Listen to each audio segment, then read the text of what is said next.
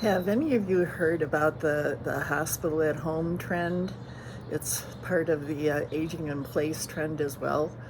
Well, I'm very intrigued by it, and I'm actively involved in incorporating some of the things that I've done to help build mental strength and to create emotional readiness into this whole system. I think that there's a lot missing. I think there's a lot of gaps. I think that as an aging woman myself, who is homebound, who is subject to being in the hospital quite a bit and having to come home and have caretakers take care of me, uh, I'm right in the middle. I'm right in the middle of this entire cycle. And I think that I have a lot to say and a lot to offer about how these programs are being designed and how they're being developed. Because the truth is, if in my case, let's talk about my case first. In my case, if I'm not ready to be able to accept what's happening on a homebound basis and having hospital at home, then no matter how many machines you have, how much is going on, I'm just not ready to be able to do anything to help myself, because I have to have a purpose, I have to have a reason, I have to know that I matter, that there's something seriously embedded in me that says, Kathy, you're not done yet. You're just not done yet. You need to be able to be motivated. So how do you do that? How do you do that? How do you incorporate? How do you bring in this emotional readiness? How do you bring in the thoughts, the emotions, the feelings that we have into a healthcare system or into a architecture of a building for a home system? How do you embed all that? How do you integrate all of that? Well, I have to say that it all begins with you. It began with me. It began with what I was thinking, how I perceived myself, how I was accepting the care that was being given to me. If I wasn't ready to have that care, I could find fault with it. How many of you have been in the hospital? How many of you have been there and you bitched and moaned about the nurses, or you bitched and moaned about the care or the food or whatever? Well, you see, when I'm in the hospital, I thank the nurses and I tell them that I appreciate that they have chosen that profession to care for me. And they literally are there to help save my life and make me comfortable. So when I'm in the hospital, I'm able to be calm. I'm able to accept what is given. And if they didn't give me the food, where would I get it from? Because I would have to order out or something like that. At least I know that's balanced food and that they're there to help me. So it's the perception of how you're perceiving the healthcare and the services and everything that is happening. It's the emotions that you feel about yourself and receiving them. This is not something that comes to you instinctively, because we seem to do things that go against what our body is really telling us to do. Everyone's trying to tell you, calm down, calm down. That's the whole goal of keeping a woman in particular, keeping her quiet. Let's give mom an app. Let's give mom a tranquilizer. Let's give her a gummy or some kind of cannabis or something that'll keep her quiet for a while, and that's done deliberately to quiet her and to keep her silent. And then you got the kids that are worried about mom, and you got the kids that are worried about what's going to happen to her and where's she going to go. And hospital at home sounds really good, and so does aging in place. All of these things are wonderful. But if a woman is not ready to accept them, it's just statistics. It's just, okay, today's Kathy's oxygen is down to 68. Oh, red flag. Let's put the red flag up. And then what are you going to do? Increase the oxygen. But nobody is asking me how I feel about what's happening. And that's what I'm really getting down to. So it's kind of a catch-22, but it's a big gap. It's really a big gap. And it's difficult for people that are not living this experience to understand what's needed. And I understand that statistics are great. My physician, He absolutely loves working with me because I'm giving him insight as to what's really happening with me. He said otherwise the patients that he has, he doesn't really know who they are. They doesn't know what they want. He's there to diagnose, and he's there to look at what is wrong with me and to give me a pill or give me a treatment or have x-rays done or a test or whatever, only to determine how they're going to treat the illness in my body. But there is nothing that is helping me and help me with the brain. Now, that's not to say that mental health providers, they are excellent in helping, and actually what I do is work in conjunction with the mental health providers, because they can't always be there for any of their patients, and their patients might need them instantly and they can't come to them instantly. So what I've designed is a method and some techniques that allow women, because I'm basically working with women, where women can come and they can be part of this whole collective instantly. They don't have to wait. But it's not about teaching. I'm not teaching anybody anything. I'm giving women the tools and say, here's how I did it. If this resonates with you, this is for you. So what they are doing is they are taking control of their own lives, creating their own infrastructure, their own operating system within their body that helps them to navigate where everything is going and how they're doing things. And what happens as an end result is all of a sudden there's this desire to want to do something. There's a desire to have a purpose.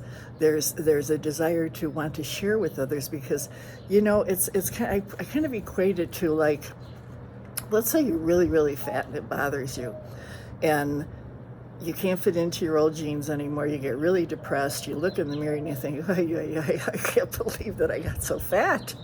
When did this happen? How did this happen? And you put on your clothes. You don't want to go anywhere. You don't want to see anybody. You don't want to do anything because you're feeling like you look frumpy. Even your face doesn't look good. Your hair doesn't look good because you got all this extra weight. And it's just like, ugh. So then all of a sudden, you work out, you change your mind. Now, how did that happen? How did you get to change that thought, those feelings in your mind? How did you do that to motivate yourself to then work out, to do things to benefit your body? And all of a sudden, once you started losing that weight, you started looking in the mirror and you think, ooh la la, I like it, feels good. And all of a sudden you're starting to do wonderful things. Well, it's that type of posturing, it's that type of emotional readiness that you can use for yourself. But now is the challenge. What if it's the opposite way, where, I'll give you an example what happened with me.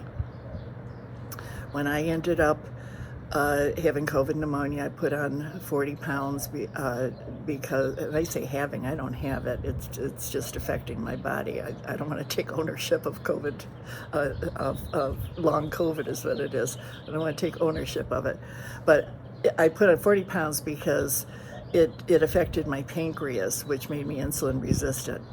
And according to the doctor, there's really not too much I can do. I got this visceral fat. There's not too much that I can really do. He's got me on diabetic medication and stuff that is going to help to increase or decrease the insulin resistance. But I'm still in that in that mode where, because of my limitations, I can't go to the gym. I can't do some of these things, and I do have an in-home exercise room that I can do some of the things, but I get out of breath very quickly. So I'm kind of between, again, another catch-22. And what happens is I really had a difficult time because I lost my hair. I lost 80% of my hair. And I had this 40 extra pounds on me, and here I was, one that I was doing a lot of live videos and stuff, but I had such a problem with how I looked. I thought, oh my God, I looked at it, Jesus God, Kathy, what happened to you? Look at what illness has done to your body, your face, your hair, your eyes, everything. And I was just beside myself. So I had to do the exact opposite because I wasn't able to lose the weight. I can't get rid of the wrinkles. I can't get rid of these things. I had to do something. So let me tell you one method that I did. It's called the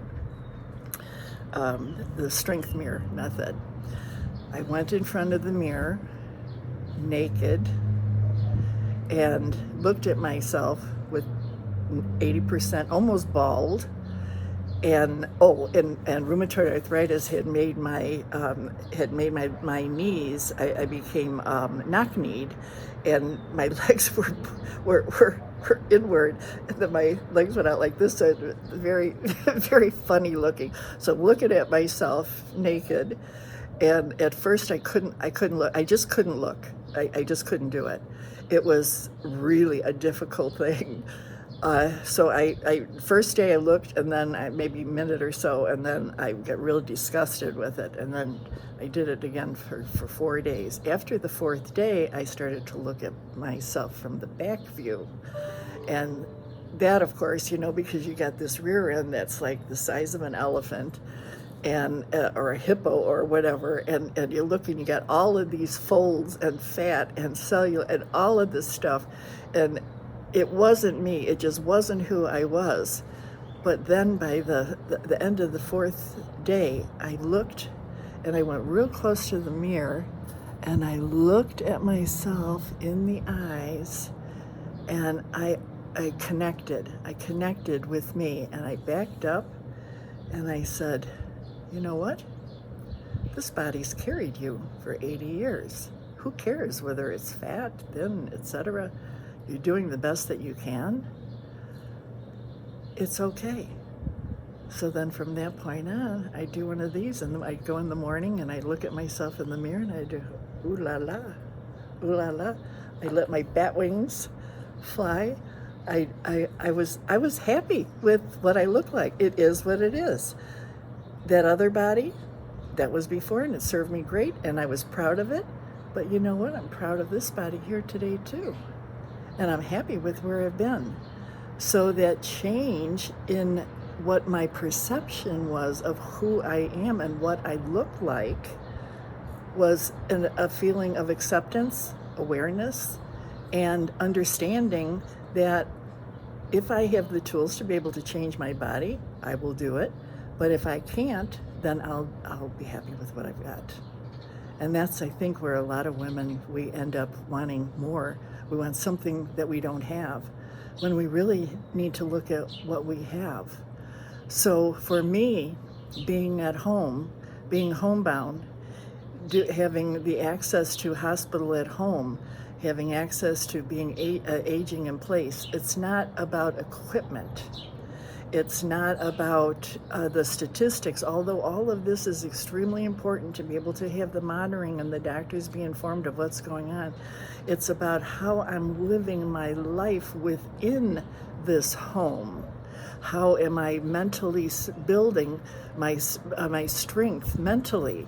Because if you don't have control over your body and you can't do much about it, then now's the time. Because if you're sitting at home and you're homebound and you're sitting there watching TV and you're eating a lot and you don't have any other purpose or passion, what else have you got to do except create something that can be meaningful, that you can pass on to others? This is the thing that is so important to me.